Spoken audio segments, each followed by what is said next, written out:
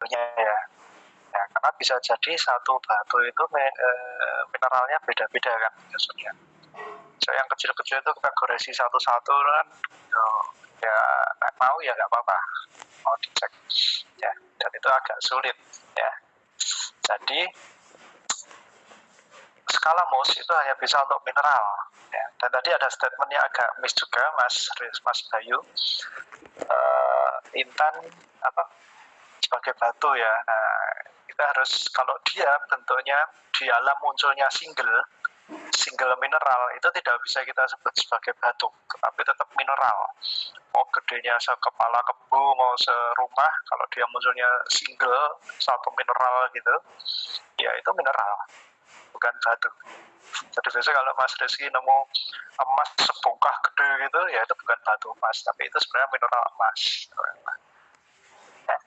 Seperti itu konsepnya. Cuma memang di bahasa awam kita sering menyebutnya itu batu, padahal kadang itu mineral, kadang ada kristal juga. Nah, kadang istilah-istilah itu rancu ya. Nah, makanya dengan ini diharapkan kalian bisa memilah-milah mana mineral, mana kristal, mana batu.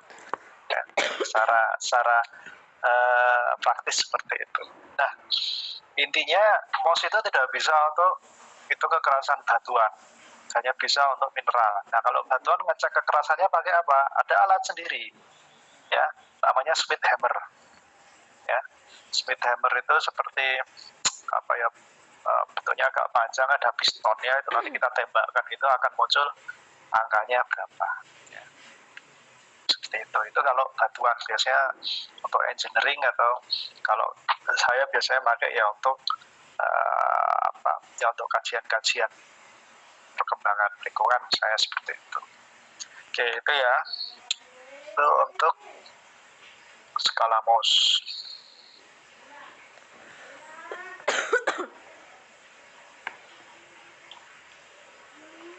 Oke, ini masih skala Mohs lagi, jawabannya sama.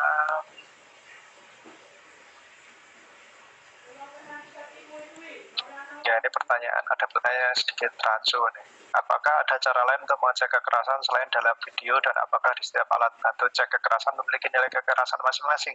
Iya, jelas. Di skala Mohs kan jelas ada skala Mohs 0, 1 itu kekerasannya ya 1, mineralnya apa, 2 itu apa.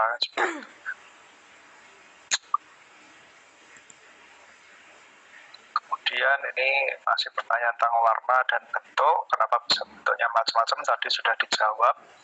Sama ya, karena ikatan antar atomnya. Nah, ini ada berapa macam proses dalam pembentukan mineral dan bagaimana prosesnya. Nah, ini menarik. Jadi sebenarnya ada berbagai macam bentuk dalam pembentukan mineral. Cuma kita bisa sederhanakan itu menjadi 4 hal. Ya.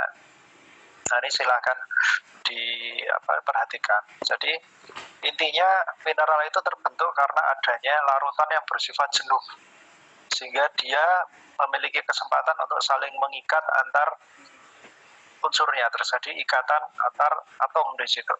Nah, kondisi apa sih yang menyebabkan terjadinya larutan yang jenuh itu? Nah, yang pertama itu proses magmatis. Nah, proses magmatis berarti itu dari magma, dari pembekuan magma, bisa secara cepat, bisa secara lambat. Yang itu akhirnya ujung-ujungnya juga itu kan larutan, sebenarnya larutan atau cairan, yang akhirnya dia akan menyebabkan ikatan antar atom, ikatan antar unsur karena adanya proses pendinginan. Ya, itu proses magmatis. Yang kedua, karena adanya proses sedimentasi. Ya, kalau proses sedimentasi itu berarti tadinya ada erosi, kemudian ada batu-batu itu ya, ada batu sebelumnya, kemudian tererosi, kemudian dia terendapkan di suatu tempat, kemudian dia mengalami pelarutan yang kemudian mengendap kembali. Ya, mengendap kembali membentuk mineral. Seperti itu.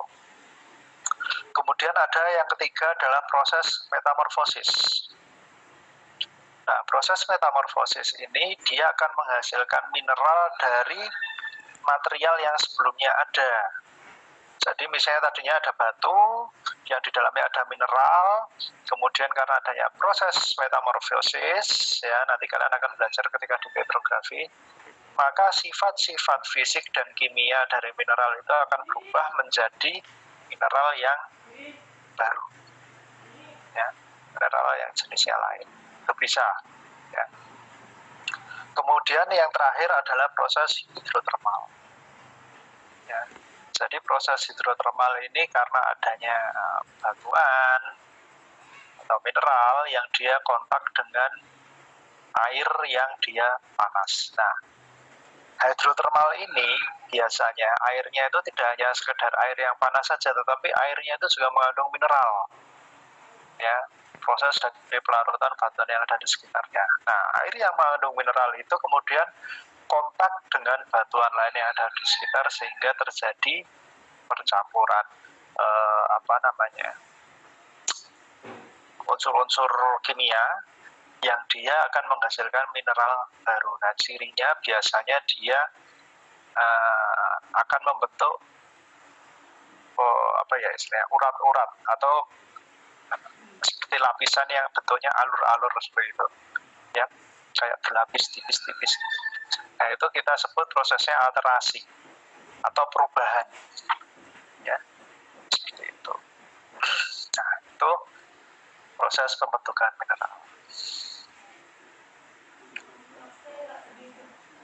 Kemudian cara memotong intan, ya, itu intan bisa dipotong dengan sesama intan atau bisa dipotong dengan melihat zona lemahnya.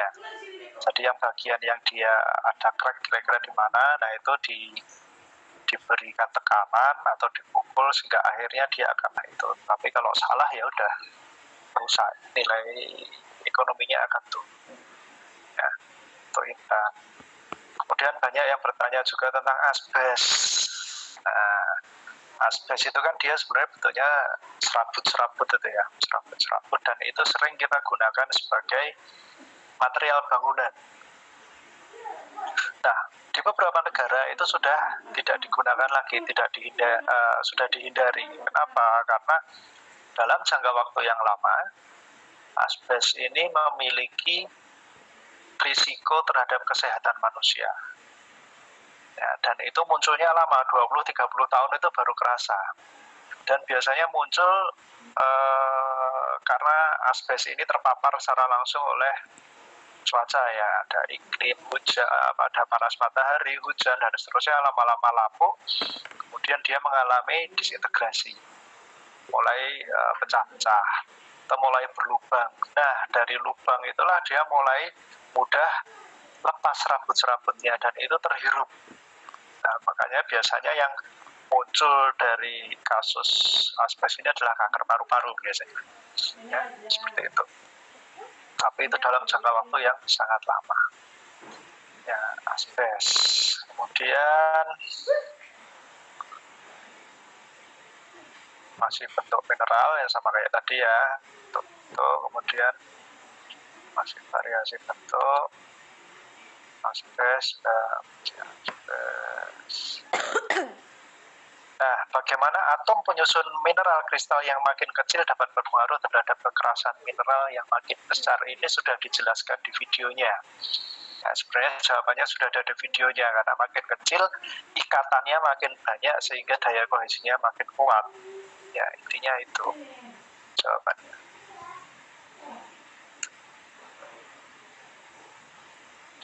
Kemudian warna dengan zat pengotor, ya. Sebenarnya ini tadi belum saya jelaskan, ya, tapi sebenarnya sudah pernah saya jelaskan, kalau nggak di kelas ini ya kelas 1.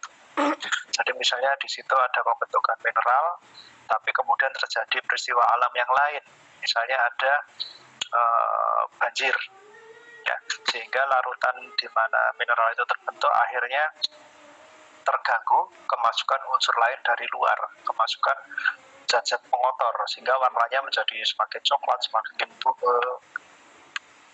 buram, dan seterusnya. Contohnya seperti itu praktisnya, ya. kemudian ada yang bertanya tentang layar handphone. Ya, ada yang kalau kalian pernah lihat Gorilla Glass, terus layarnya tergores di level 2, level 3 skala Mohs, kemudian ada Safir, ya itu apa? Ya saya nggak tahu, ya saya nggak mendalami itu, tetapi yang jelas ada teknologi untuk bisa reinforce kaca atau lapisan lain menggunakan lapisan tertentu sehingga lebih kuat, ya seperti kaca anti peluru dan seterusnya. Ya itu bisa, tetapi teknologinya seperti apa saya nggak tahu, ya saya nggak tahu. Tapi ada yang misalnya seperti safir atau apa, kalau lihat dari bahasanya itu kan berarti dia dimasuki karbon dengan level yang tinggi seperti berlian itu kan dia makin keras, ya, otomatis dia lebih tahan goresan. Ya ini seperti itu, tapi secara detail saya nggak paham. Ya. Apa ada hubungan lokasi geologis terhadap bentuk mineral yang ada di daerah tersebut? Ya, ada, tetapi itu nanti akan bisa kita breakdown lagi menjadi sesuatu yang lebih detail lagi. Tapi secara umumnya seperti ini, misalnya dulu daerahnya daerah gunung api, kemudian di situ ada nek itu tempat keluarnya magma dari chamber dari bawah ke atas. Nah, kemudian dia membeku di tengah-tengah, ada intrusi. Nah, dia akan membentuk nanti yang namanya columnar joint. Contohnya seperti itu. Kenapa seperti itu ya? Karena dia ikatan antar atomnya membentuk sudut segi 6 katakanlah, ya, sehingga bentuknya seragam. Dan ada pertanyaan, apakah semua jenis mineral bisa membentuk batuan? Nah, dia mau jawab nggak nih? Apakah semua jenis mineral bisa membentuk batuan?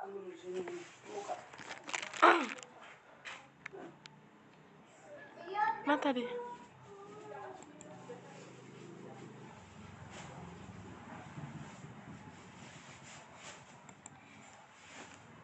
Bisa, ya bisa. Secara alami mineral campur mineral apapun itu jadi satu, namanya batu. Ya, bisa. Kemudian klasifikasi mineral berdasarkan kemiripan komposisi kimia dan struktur. Nah, ini yang tricky. Itu tidak bisa kita gabung ya, komposisi klasifikasi mineral berdasarkan komposisi kimia dan struktur kristal. Nah, itu tidak bisa kita gabung sendiri-sendiri.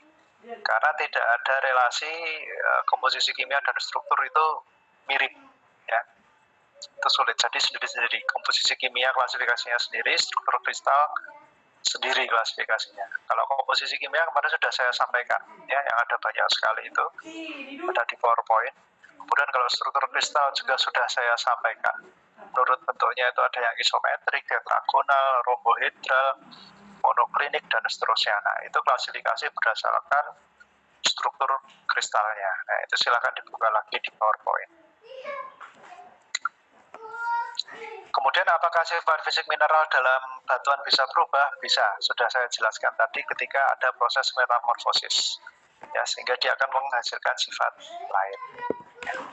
Itu pertanyaan-pertanyaan yang ada dari kelas A. Nah, sekarang ada beberapa pertanyaan dari kelas B, ya lebih sedikit. Jadi kemarin kalau kalian perhatikan sempat saya berbicara tentang talk, ya itu beda ya, talk sama talk.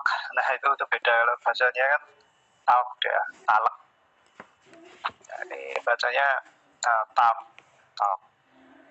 Kenapa berbahaya ya? Jadi memang ada penelitian terbaru di akhir-akhir ini bahwa pemberian talak ke bayi itu memang tidak dianjurkan karena memang dia memiliki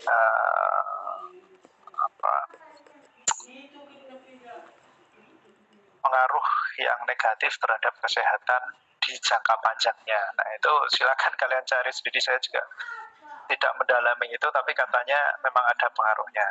Ya karena itu kan mineral sebenarnya. Belum lagi kalau talk yang untuk bayi itu kan ditambahi komponen-komponen yang lain-lain lagi, ya, itu tambah nggak tahu itu ya. Kemudian ada belahan 5 arah, ada enggak? Dari apa yang saya baca dan saya pahami, tidak ada yang menyebutkan belahan 5 arah. ya cleavage-nya yang 5 arah itu tidak ada. Jadi habis dari 4 lompat ke 6. Seperti itu. Kemudian kenapa untuk melihat cerat, jadi warna mineral dengan warna goresnya itu kan bisa beda. Misalnya mineralnya tidak berwarna, tapi setelah digores warnanya katakanlah jadi merah atau jadi coklat. Nah itu kenapa digores di tempat yang kasar? Kenapa tidak di tempat lain yang halus? Ada yang bisa jawab nggak? Kenapa?